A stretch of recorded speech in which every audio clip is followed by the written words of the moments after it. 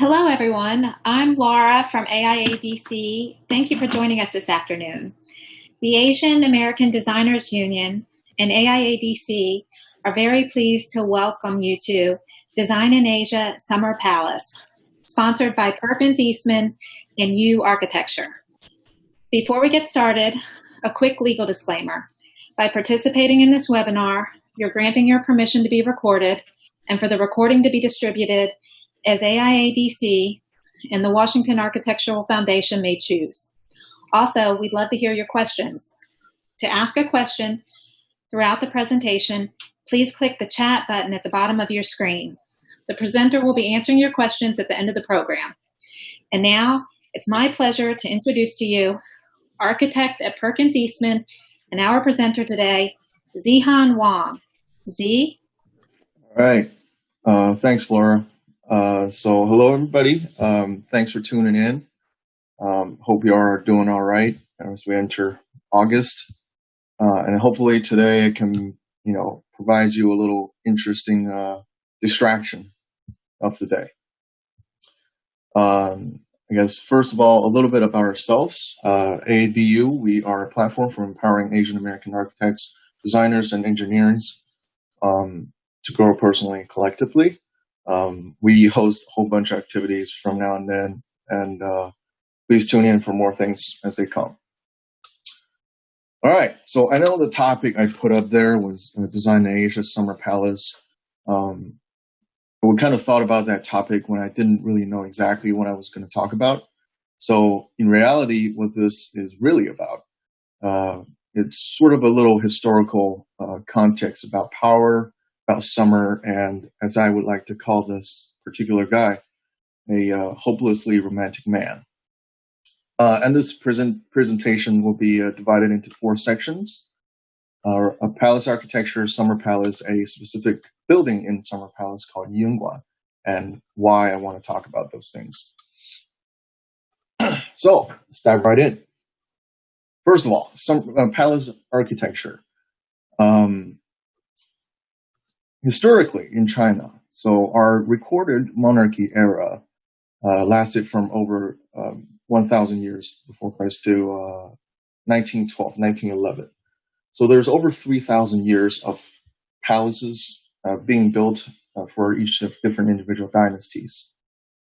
There were some magnificent tales, as I remember in my elementary school textbooks, that talks about these buildings as they were built. And through those 3,000 years, slowly each generation were able to contribute to a lineage of design theories. And today, the summer palace we're going to talk about is actually the very last one of that 3,000-year history. So, palaces. When we first think about palaces, it's actually a couple words will actually probably pop into your heads. They are all extravagant. Their architecture are magnificent, and to a certain level, they were all forbidden to general public, right? So palaces around the world are built for some of the most powerful families within their country, no matter where, right? They would all represent a royal bloodline. They would represent how they were respected across the family or the bloodline. The lineage was supposed to be respected. Their owners are all exceptional. They're beyond any rules, and they make the rules for millions others to follow. So if there's one really thing in common, they're extravagant, and they represent their respect and the royalty. But in China, there's something interesting about that. So this is a map of the Forbidden City.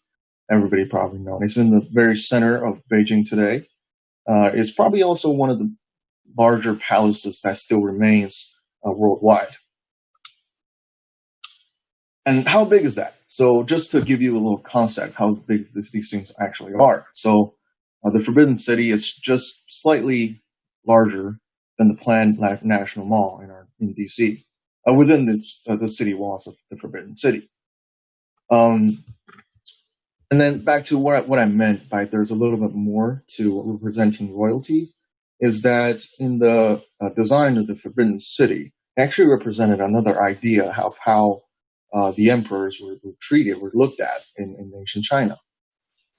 In the Chinese language, the emperors are always referred to Tianzi, which, if we're literally translated, it means it's God's son.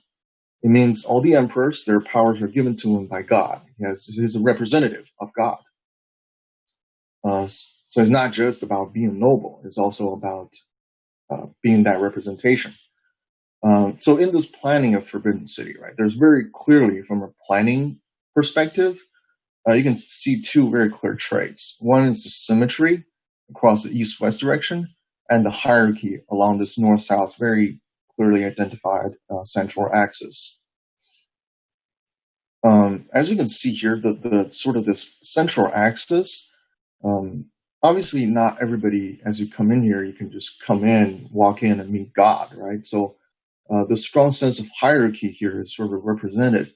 And the deeper that you get to go in, the more important this person's social status would be considered, or the reason that they were here will be more important. And so after talking about the planning, I want to sort of zoom in into this one courtyard. It's called Taihe Dian, right? This central, a little bit courtyard on the front side of this north-south axis. Taihe Dian was actually used as the main office of the emperor. This is where he meets his cabinet, or his big conference room. This is the biggest courtyard within this whole complex. There's a couple of very interesting things here. So if you sort of think about the palaces that you've been to, within here, as soon as you walk in, right, there's only two kind of things that you generally see here. One is that you're supposed to see the sky, a lot of sky. And what sky represents God, because that's where God lives. And the other thing that you see just are the buildings. Most importantly, this main building, which is supposed to be representing the emperor. So from a sort of design perspective, the impact that it's supposed to have on the visitor is that you psychologically want you to connect those things. And also you notice there's absolutely no presence of nature. There's no trees, grass, or any kind that's within this whole area, because that's not a heavenly element per se. Plants are an earthly element, so they kind of like deliberately got rid of that within this design of one courtyard. So all of this was supposed to make the connection between God and whoever that sits in the throne. So there's a little bit more of being noble. They're not supposed to be just respected. They're not supposed to be just the most noble family of this country. They're more or less supposed to be feared, as God was supposed to be at the time. Talked about planning, talked about the courtyard, and further down, I want to talk a little bit about this building itself. And also use this opportunity to sort of give a 101 on how to really look at ancient, Eastern Asia architecture. So typically for this main conference room, as you look at a building historically, there's three elements they typically would try to pay attention to: the roof, the middle walls and column structure, and thirdly the base. So in this particular case, the thing that you would see most here in terms historically would be the exclusiveness. The base is all marble, very high base. You can see by the tourists in the picture. Just put a sense of scale on this thing. It's all marble, and it's all decorated on all sorts of dragon carvings, which is exclusive. The middle walls, the walls in the column structure, they're this one particular type of red painting, supporting the main roof structure. So as you look at these buildings, almost every historical building, when you go to China, and you want to pay attention to the roof. This is where where you can tell for somebody being a layman and somebody that's an expert is the style of the roof. The style of the roof can tell you a lot. And most importantly, in this case, will be who lives or who uses this building. This particular type of roof, first of all, the style is called 重檐无殿 roof. Right? And noticeably, it got two tiers. That's what the 重檐 means. And 无殿 is this type of roof style. It got 9 roof ridges. So what it represents is the highest social status of all buildings. And also the color that you notice, this is a golden glazed roof tile that was also exclusive. To put this in a wider spectrum, these are the most typical building styles that you would see if you go to China and look at the buildings that are sort of have some historical meaning. And the one that's in the circle is the one we're looking at, right? The Chongyan Wudian roof, the 2-tier 9-ridge roof. You notice there's one central roof ridge that's horizontal and 8 ones that's gracefully kind of spreading across into four directions. Highest social status. Of all this like exclusiveness, social status things, they were pretty serious about it in terms of architecture design. I mean, if you use this in your home and you're not the emperor, and your whole family gets a death penalty. They're dead serious about this. So we looked at the main office or its main conference room, and we talked about the roof, and you notice that roof within Forbidden City is actually used a lot, almost on every single one of them. The image on the left is bedroom, is a little bit more playful, and the image on the right is a study. So notice like there's almost just the same type of architecture, but shrunk. Right? The base is not as high, the building is not as big, the style it is using is almost identical. It was supposed to represent only the emperor. Here's a closer look as you come up to look at his study. So this would be where he reads, where he just spends a lot of his workday at, outside of his meeting in his main conference room. Even same characteristic were used on much smaller buildings. This is also within Forbidden City. It's the bedroom of one of the emperor's wives, and also in some temporary structure. So this is a painting depicting a scenario that was for one of the emperor's mom's 80th birthday celebration. The building, as you see in there, was specifically built for this. It was a temporary structure. You can see the same traits followed through all across the board. So that was a little background information on the palace architecture typology. And now we kind of zoom into Summer Palace. I spent a lot of time in Summer Palace as a kid growing up, even before I went into architecture. And also specifically why I wanted to give this a little webinar is that in my early years and when I was in school, I got to spend months and months of time even living in Summer Palace for a period of time to study it. And part of it, at last time that I was there, it became my thesis. So these are the pictures of the last time I was there. We did a whole bunch of survey work, look at the design theories that it kind of showed, and the picture on so this is me, and the picture on the right, you see there is I climb up a bunch of stacked rocks within a courtyard, and they took away my ladder to get somebody else from another roof. So they were just having fun and taking pictures and laughing at me.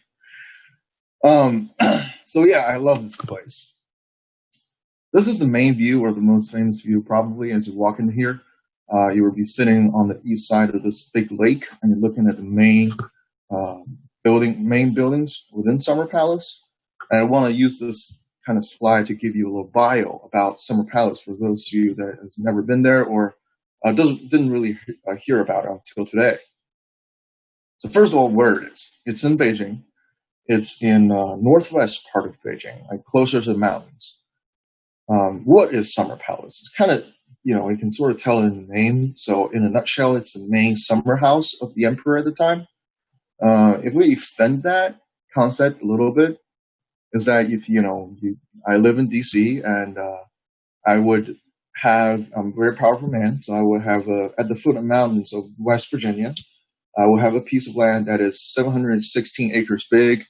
I would have hundreds of buildings, bridges, statues, a man-made gigantic lake, and also a man-made little hill, all within my property. And every summer, I would take my family, people that are close to me, and a couple thousand of my servants, and we'll all go and stay right here in the hot summer days close to the mountains.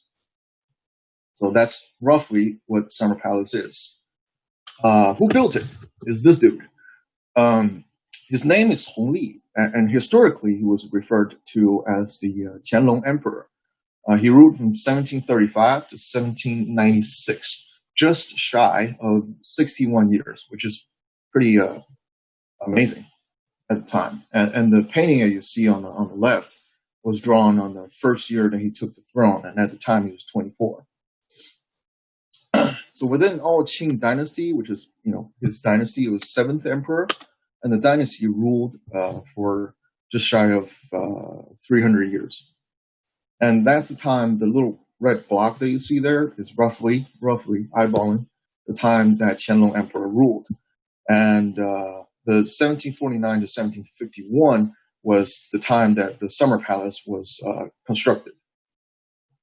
We're going to circle back to this dude because I find this guy extremely interesting. I got a ton of gossip on him. He's probably one of the most romantic emperors all across, in my opinion. So that was what Summer Palace is and who built it and what it is today. It was built at a royal garden. It's for the emperor. And today what it is a city park. It's for the people. They can do all sorts of fun stuff they do in the city park. It's 100% open. And some of the things that you don't usually see in city parks or whatever the thing on the picture on the right is. So yeah, this is why I get to spend a lot of time when I was growing up within here. All right, so that's sort of basic background information about Summer Palace. So when I was an undergrad, we started really to gain a lot of interest in this whole area, and I spent a lot of time researching it with my professors. When we started looking at it, first thing, of course, similar to how we looked at palace architecture typology, is the planning of the entire area, of the entire over 700 acres. The main area would consist of two elements. One is this Kunming Lake. It's man-made. They dug a big hole and they connected it to the city water system, natural water system. And the other part is where the majority of the buildings are. According to Wikipedia, its official name is Longevity Mountain. So that's mainly the two parts. And lake is just water. And we're going to zoom into this mountain a little bit more because that's where the buildings are. So here is a very diagrammatic map of the Longevity Mountain area. The main view that we saw earlier with the willow trees, we're looking at this group of buildings. It's the building for religious activities. Connected by a long gallery to the west end of that is sort of where it says all the fun goes down. He will have all his pets kept here and brought here with him. Historically, legends say he has all kinds of weird stuff, like cranes and tigers and all sorts of things, and also mundane things like cats and stuff. He would do like sporting activities, tai chi and all that, and he has a marina for all his boats, so he can go on the lake. And to the east end, some offices, and this part is where I spent most of the time at, is the living quarters. Aside from one very private Beijing opera house, a stage that was built here, all the other little buildings that you see in this figure-ground relationship, we had no idea what those things are for specifically when we started researching. So this was kind of where I spent most of my time. So we kind of talked about the group of buildings, and from a planning perspective, right, very easily, you can see the dark solids are the buildings, and the contours give you a little concept about where the peak or the ridge of this hill is. You can sort of see there's a lot of buildings scattered across the board in this whole area. It's a multi-headed dragon, and each one of them have their own north-south sort of central axis, kind of, but they were organized a lot more freely comparatively to the Forbidden City. And I would tell you a lot of almost every single one of the palaces within that 3,000-year lineage.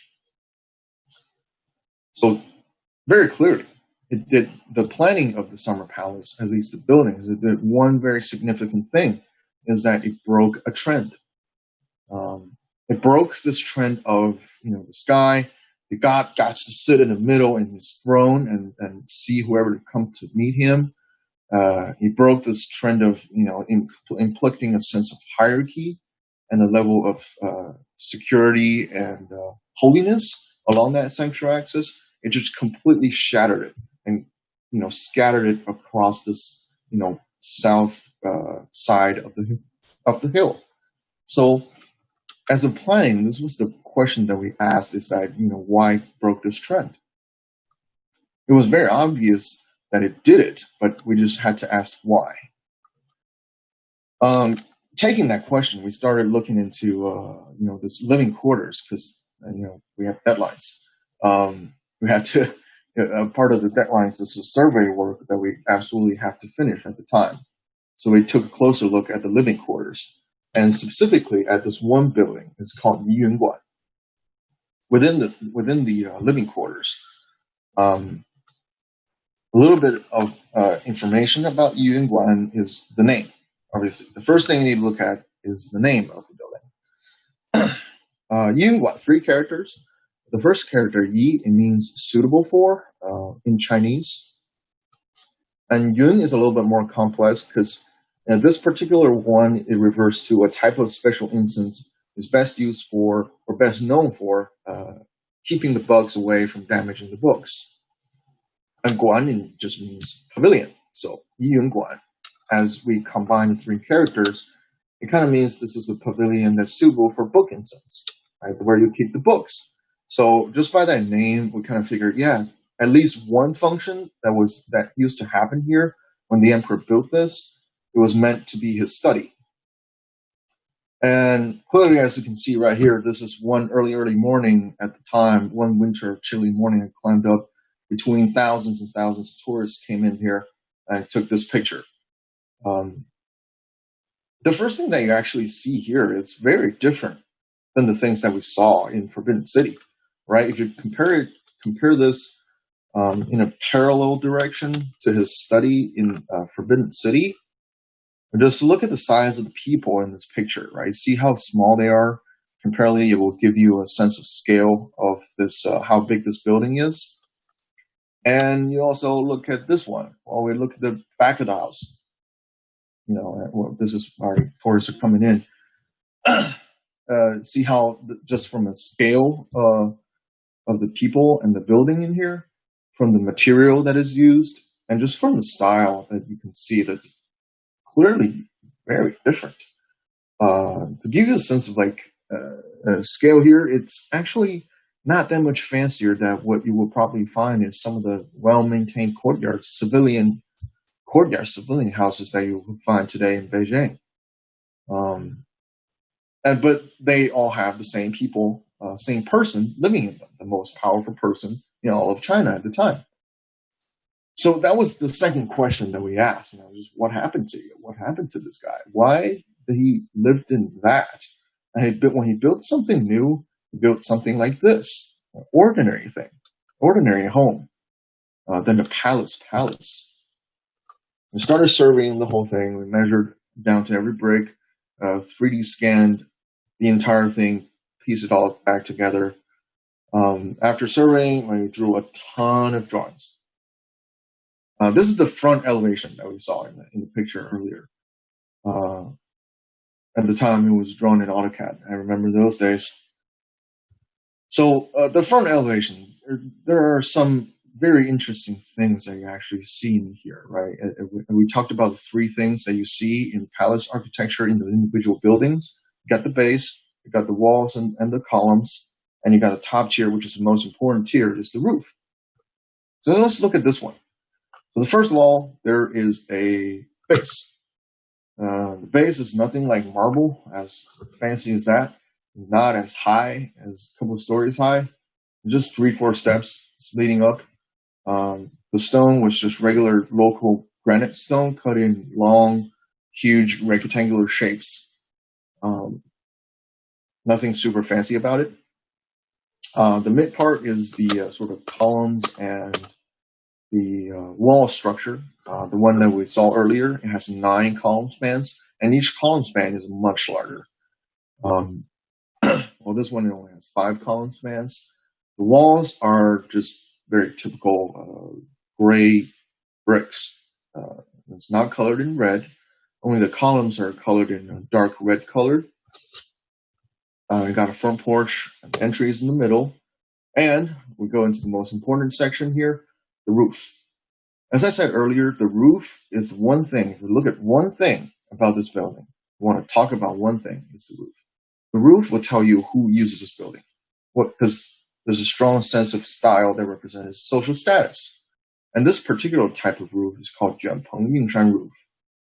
To put that in our spectrum that we looked at earlier, right? If you remember, the 重檐无殿 roof is the middle one in the first row. It's the highest of social status. And what 卷棚硬山 roof is a combination of 硬山 and 卷棚 roof. The two there in circle. These two things are the simplest of them. It has only one or two roof ridges. It's very easy to construct. The massing of the building is becoming a lot simpler, hence easy and cheap to construct. And this particular style was designed specifically for civilian homes. So he combined those two things and built himself a study. Now we look at the plan. The whole building was divided into 4 main rooms, 2 larger ones and 2 smaller ones. There's a front porch, and it's 2 long galleries sort of leading into it. And the back, you come out, and there's just a couple of steps that get you down the base, down the platform. And we drew more stuff. We poked through the ceilings. There's a couple hundred years worth of dirt that's within the roofing structure. That was gross. And we were able to take pictures, scan a whole bunch of stuff, and draw sections and elevations. So we already asked 2 questions, right? One is why it was planned like this, why it was designed like this. And when we drew this, we were asking, was it historically always like this? Or towards the end of their dynasty, the country became poor, so they had to just, make do of whatever they got. So we started to dig in the books. This is where it gets truly interesting. After the legwork, right? So we found this book. Or we found pictures of this book. We were not allowed to actually touch the real deal. For one reason is because this book, it's almost 300 years old. It was sort of a design document for the Summer Palace, for a couple of the buildings in Summer Palace when it was during its design process. So this was written before 1749 at least. Definitely, they're not going to let some college kid touch it. So what this book essentially is, when we started to decode it, it acted as a drawing and specs all in one for the base building scope of this. And we flip, and we found pictures of the pages that talks about Yunguan, the building that we were just looking at. And we started to read through this very loosely written characters, and we soon found there's a very tight logic in this thing. It showed us a different way how architects are describing their design intent almost 300 years ago. What it is that they put it in words, but not graphics. So let me give you a little bit of really simple demonstrations of the first couple of sentences. Right. So the first sentence, it talks about Yunguan is one building with 5 column spans in the front. 1, 2, 3, 4, 5. And the next one, it begins to really talk about is the grid lines. The center column span is 14 feet wide. That's, these 2 grid lines. At the time, of course, not like feet and inches, but the Chinese measurement system at the time is really similar to the system. So I kind of just use that for easy comprehension. And the next sentence, as you see the red line there, it starts to talk about the next column, next to center column spans. These 2 ones are half a feet short, smaller than the central one. it goes on and on and on. And it starts to talk about the name and number of column spans, so the grid lines that were laid down. And they talk about the depths of those. So they not only talk about the ABC, but also the 1, 2, 3. And they talk about the front and the back porch. As you noticed before, it didn't have a back porch right now. When it was first built, it had a front and back porch. And it talked about the roof structure type, talked about beams, talked about the roofing type, and even go to some of the information that we would typically have today as in the specs. It started to talk about what type of paint they used, how to really make the paint, what type of paint they should get, how was the roofing done, what was the waterproofing procedures, how was they done, all these type of things are all included in this little pamphlet, which is like beginning to be really cool. And if you really think about this, beyond of it being a really old book, which, to my opinion, I love all things by itself is already pretty cool.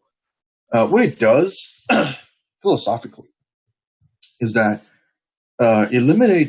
first of all, very first thing is that it eliminated this requirement for someone building this to have the skill set to read drawings, right? And you just need to read words.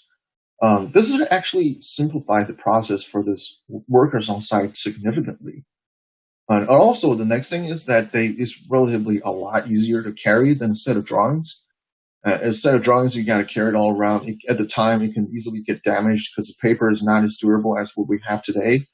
And you can easily reference it as you were on the site. And you just pull it out of your pocket and say, you're building it wrong, do it again. See here, because we're on his pamphlet. And second of all, at the time, they didn't have any printers. So the actual budget that would be design budget would significantly rise if the client would say, what, let's have 3 set of drawings instead of 1. So I will keep one, keep one on the site here, and you keep one on the site here for your own reference. The budget of that would be significant, right? You can't just hit print and have 3 copies. You will have somebody that's skilled drawing this type of drawings, and he's skilled enough to draw something for the emperor and not make significant mistakes, to draw them over and over again. So it lowered that budget just by a lot. Now somebody you need to be able to write to copy a set of design documents instead of actually drawing it. And to our benefit, as sort of studying the architectural history of it, we were able to rebuild, to restore how it was first designed, how this building was first designed. So this is the elevation that you see right here, the same front elevation, but according to this book, according to this design document. As you can see, this massing becomes to be just very noticeably different. It's not just like, okay, we have one big front facade, it's all flat, and front porch, and done, right? It's not. They have 3 column spans in the center, and the 2 column spans on the far side, are pushed back, and the gallery on the front would connect further in. So you begin to get like a little bit push and pull in this massing. Of course, when you get pushed back, they also get pushed down for the roof ridge to align and to get a strong sense of this playfulness within here. So this is, at the time, we were really excited, and this took quite some time to actually finish the restoration of these drawings. And we look at the plan too. So not only was the building massing different,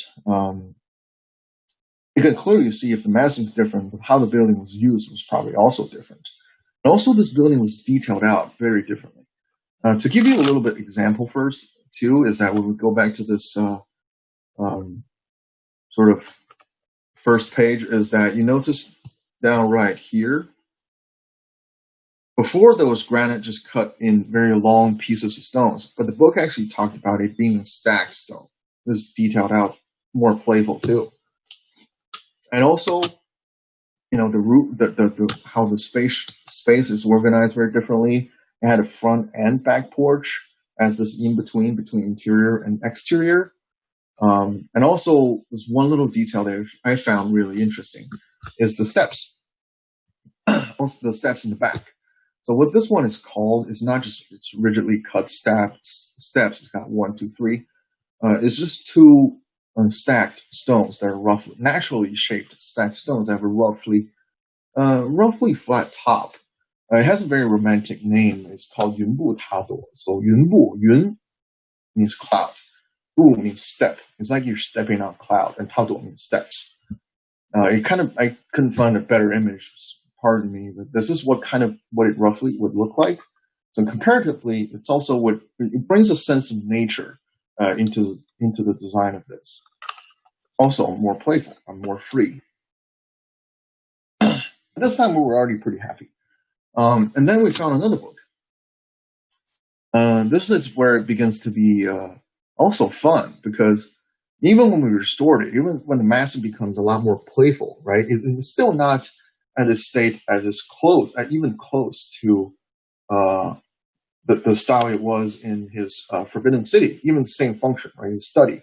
It doesn't look like the same at all. It has the same roof structure, representing the same style of architecture that was designed.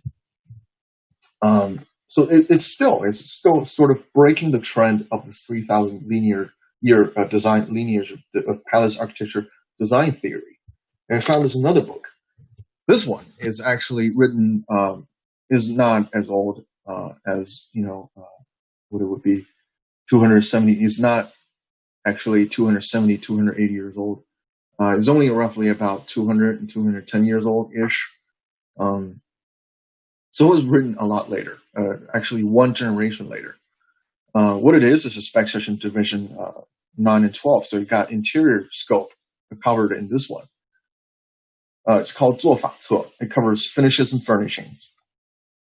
It was written really as a ledger, though, because this is the first time that we actually found something of monetary value within our whole process of researching, which is actually kind of amazing. These here, it documented stuff that are worth, I don't know, thousands and thousands of times more than the building itself. And using it was really specific because it was a ledger, right? Everything the emperor would use, even he would use, like a comb or something, whatever that he uses, they are priceless. And it's really, really expensive. So they needed documenting in the ledger. And we were able to restore it based on this ledger, which is kind of cool. So this one was at the time, my hand drawing for the team to understand what was written in this ledger. And specifically in the room in the front and within the central column span of that room. So 1/3 of that room. There was a throne, as you can see here. There are desks, side tables, and the ledger talked about what kind of brushes he used, what type of ink he used, where are those inks made. As you can see, there's also a little bit of platform there in here, what all those things are made of, what kind of brushes he used to write, all these things. And also pulling some researches, we were able to find, luckily enough, we were able to find that actual throne or the chair that he sat in. It looked like this. It was kept I think in Forbidden City as a piece of furniture, funnily enough. I'm not going to go too deep into the actual design of the chair, but it's clearly, you can see right here, this cost some money to make. There are some very astonishing details in the wood carvings and the material. To think about it, the material lasted for a tremendously long time for a piece of wooded furniture.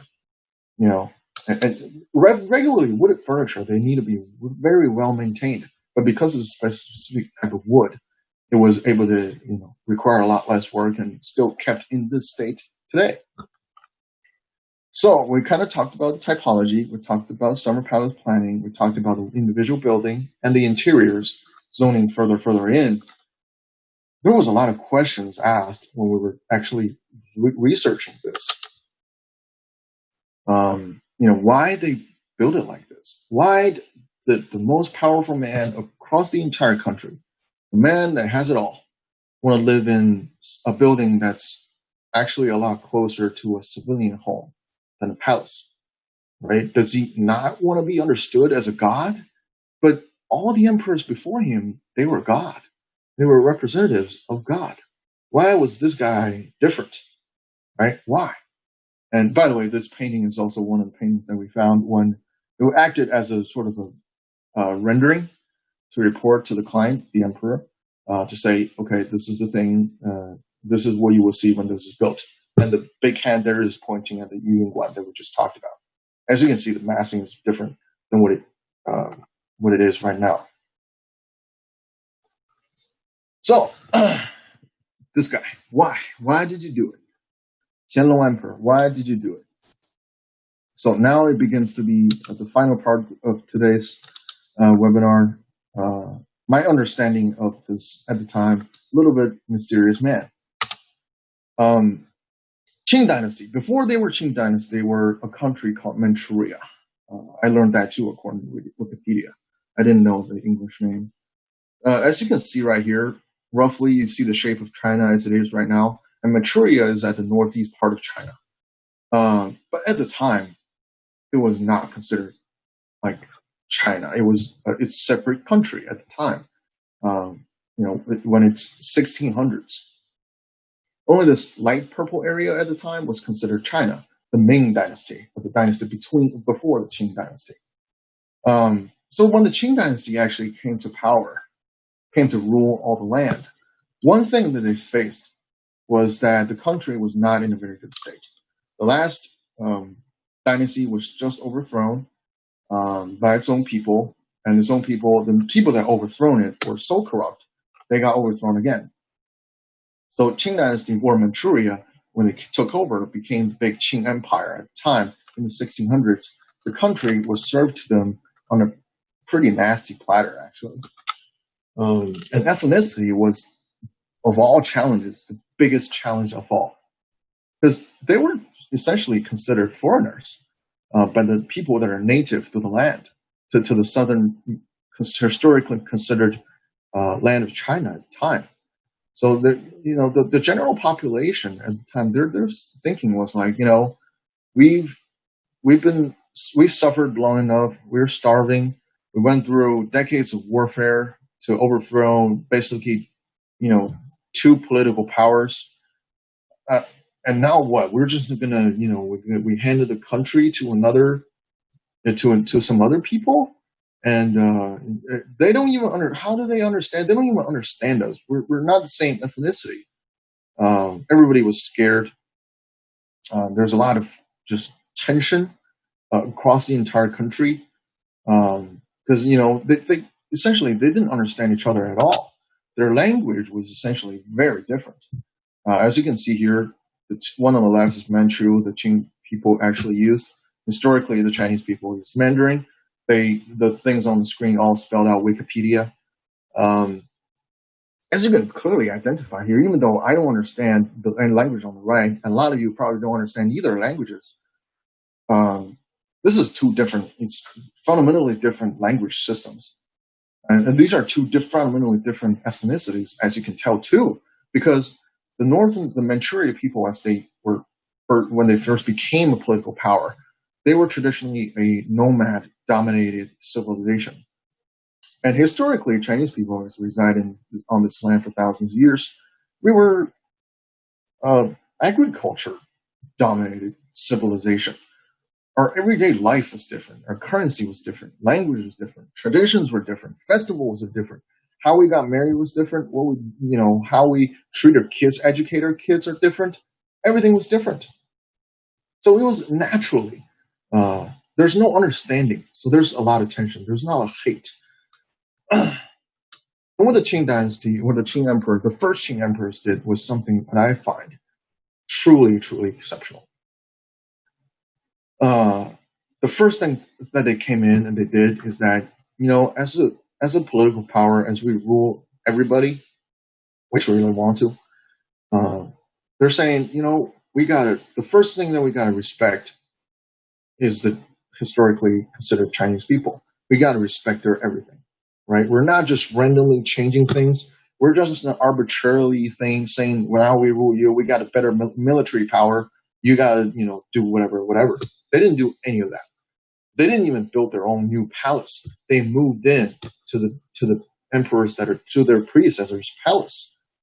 They didn't, I'm going to spend all this type of money. Everybody pay taxes. I'm going to build myself some fancy home. They didn't do any of that when they moved in. They just simply moved in. They didn't change the entire city planning guide. They didn't tell everybody, oh, you need to live a different way. I like it this way now. You got to live different. They didn't. They adopted almost fully what was there in a city and architectural a point of view. And they went even further than that, right? That's just respect. But they actually fundamentally changed their own country. The official language of the country became dual. People became bilingual at the time.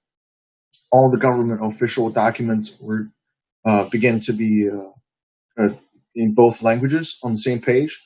The currency shows two different languages, so everybody can know what it is. And most importantly, there was an exam that everybody took, all the scholars took at the time. It was conducted in Chinese. That was the exam that the government was selecting who gets to work for them. So that's not just about exam, right? You understand that tells you that the entire education system was in Chinese. Not only the Chinese people gets to keep their own education systems, so they get to pass on their cultural values, but also these new guys came in, which had the better military power. They were learning this. Their kids are being educated in this particular culture too. That was truly exceptional. So what that eventually slowly starts to do is that it melted away this, tension between the two ethnicities. That's where we essentially start over 400 years ago. We start to really become, instead of two people, one country. We merge into one. Even probably not as biologically as fast, but culturally, it really become to be really prosperous and really merge into one. And you see a lot of harmony in that. So that to me was something that's really beautiful. People are starting to be wealthy. They understand each other. So that was the key, right? And Tianlong, back to Tianlong, right? This guy, he built something like this. He was the seventh emperor. What we just talked about was at his peak, right? The country is prospering. It's its best state. So he decided to build something like this to live in. It's more like just a civilian home, even organized or how it looks like. It starts to look like a lot of civilian home of traditionally Han, Chinese people. And also, this guy, when we start to really look further past architecture and history, that guy, as I say, is a hopelessly romantic guy. He ruled just shy of 6 years. Why he did that was that when he was 24, when he first took the throne, his grandfather was still ruling the country. His dad was not even the emperor yet when he was born. So when he took over from his dad when he was 24, he said, "My grandfather is such a great emperor. I want to pay homage to him. I'm not going to rule any longer than what he did." His grandfather ruled for 60 years. So at the time, he was 24. To say that is actually a pretty bold statement. Most people don't get to live to, a significant long age, especially when you're using your brain all your life. You're dealing with very stressful things like the emperors would at the time. That to me was a really romantic gesture. And what's even more romantic was that he actually kept his words. He actually was alive just at the year that he ruled for his 60th year. And he said, I made a vow 60 years ago. I'm going to keep it. So he retired himself. Not a lot of emperors across all civilization, across all cultures worldwide gets to actually retire alive. Usually it's that when you die, you pass it on to your kid or somebody, or you get killed and somebody take your throne. But eventually, the only way to pass on the ruling rights is that the emperor dies. This guy just retired. And he's like, "Kid, I'm tired. You keep it. You keep it." And, I had long enough. And also, I made this promise. It would be bad if I break that promise. Even though probably a lot of people that knew that I made this promise already died, I outlived them all. So um, that was really interesting. And also, one other thing that I found was that historically, all emperors are painted like this. Right? We're looking into art right now. They're all sitting here, centrally located, and they were dressed up in the most extravagant thing they would see. There's all kinds of dragons on their clothes, all just a whole bunch of dragons, and all in gold and on red and in this most extravagant way. And this is also, by the way, him. The last one is painted on his first year, and the right one, I don't know exactly year, but as you can clearly see, he's becoming a middle-aged or more senior man. All the emperors historically, they were always probably painted like this. But this guy, he crossed the line. He went from an emperor and being portrayed as an emperor. He became the ultimate biggest cosplayer of all time.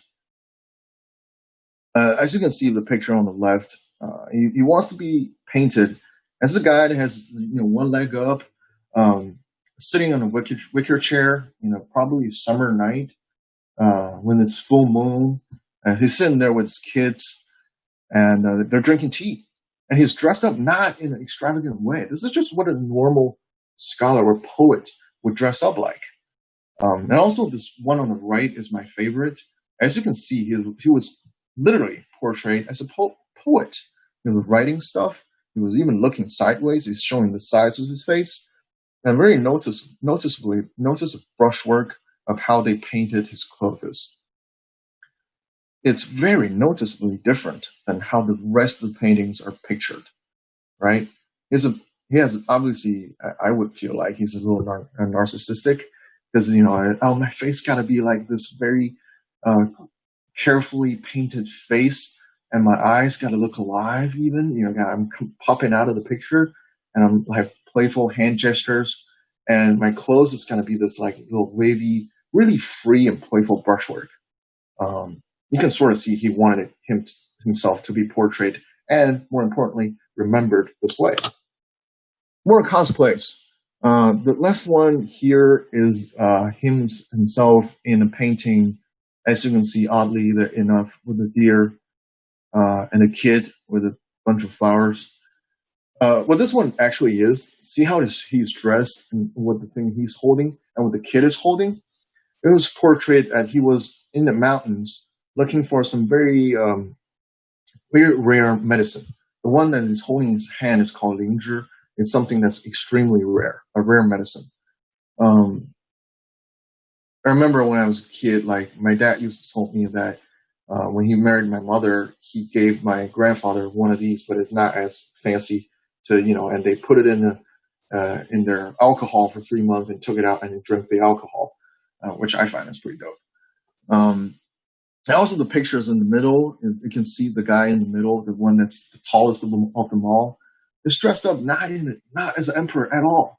He's just a random dude having a camp day. He was listening to music. He has servants, and he's looking at this very beautiful painting, and then everything is painted in another painting. And also the one on the right, as you can see right there, is that they were in the front porch, just sitting in the front porch essentially, and just playing with his kids. And by the way, he ruled for 60 years, so he had 58 sons. So he had a lot of kids to play with. And also, when I talked to how he was dressed, and this one particular too, he has a little baby on his laps and some other random kids, and also they're all kids, not random. Sorry.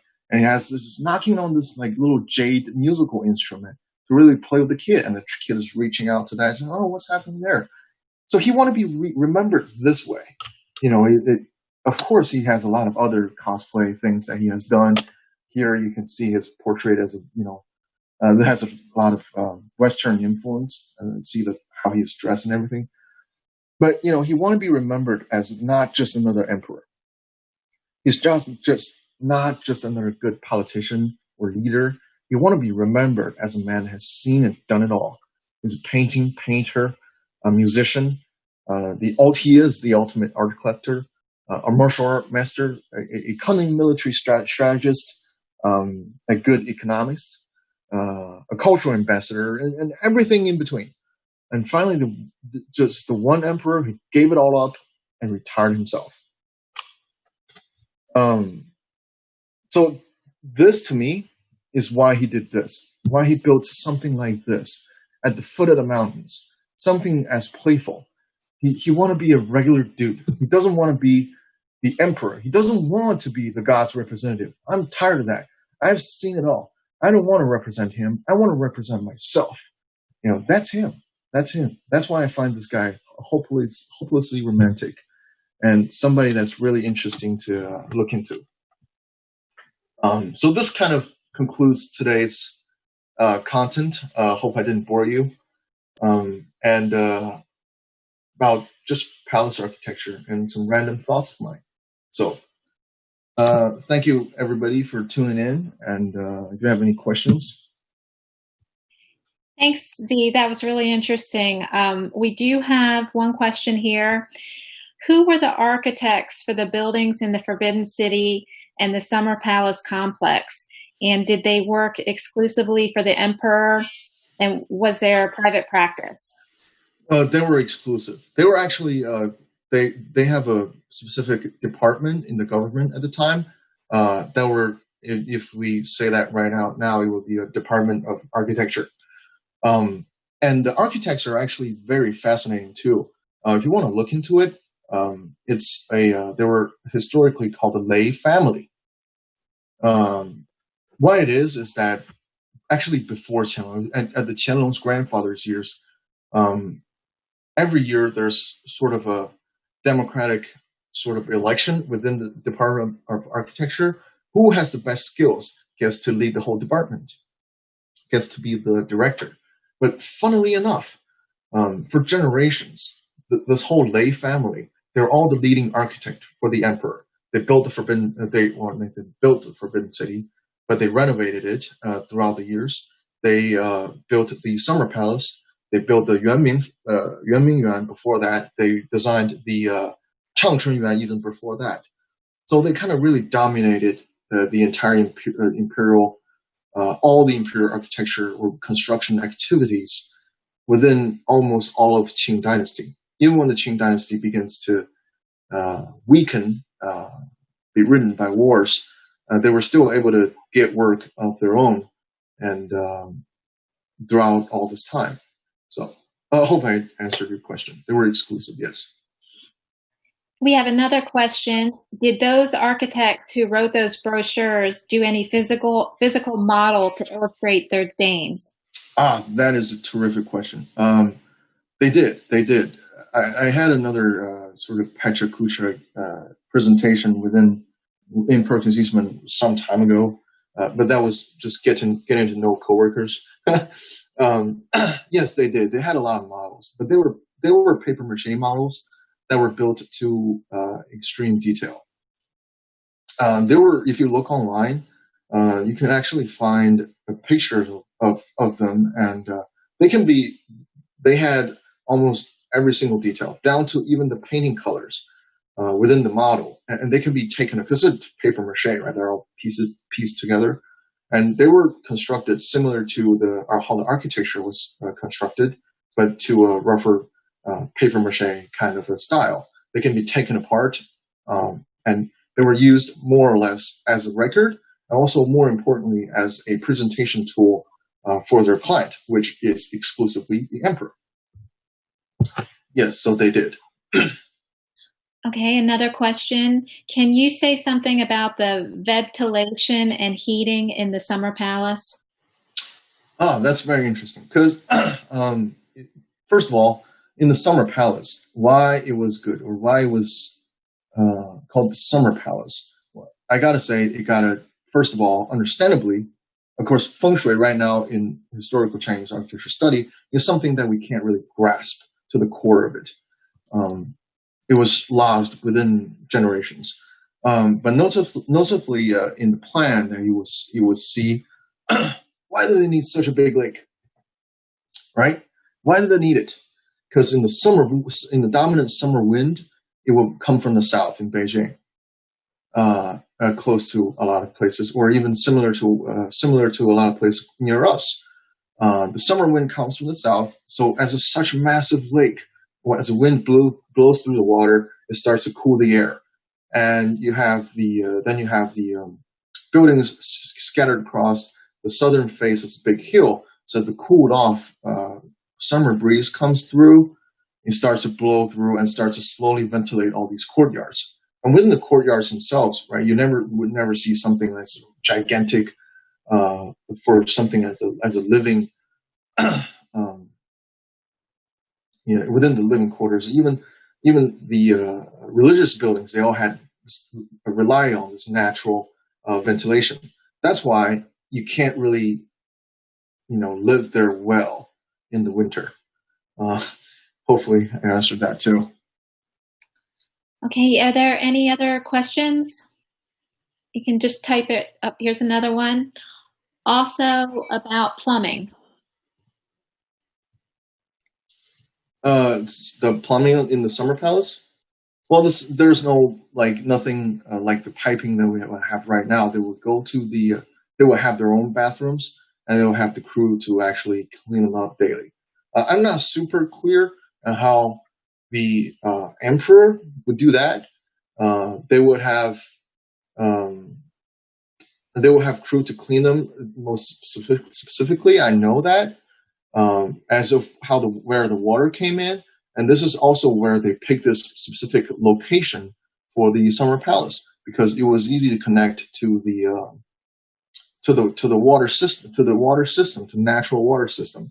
Because there historically, also today too, there's a mountain further towards the west of Summer Palace called Yuquanshan. Yuquan Mountain, Yu is jade, and Quan means spring. So if you say it, it's called Jaded Spring Mountain. It got its name from this one spring that is on top of the mountain. And legends were told that the emperor, Qianlong himself, he had this silver, I don't know how to translate it, but container. And he measured a lot of the waters actually close to him. And this Jaded Spring Mountain spring, that water is the lightest. So it had a lot less dirty stuff in it at the time it was considered. He only drinks that water. So at the time, actually closer to the mountain is Summer Palace, to have a lot easier access to the drinking water too. Okay, do we have any other questions?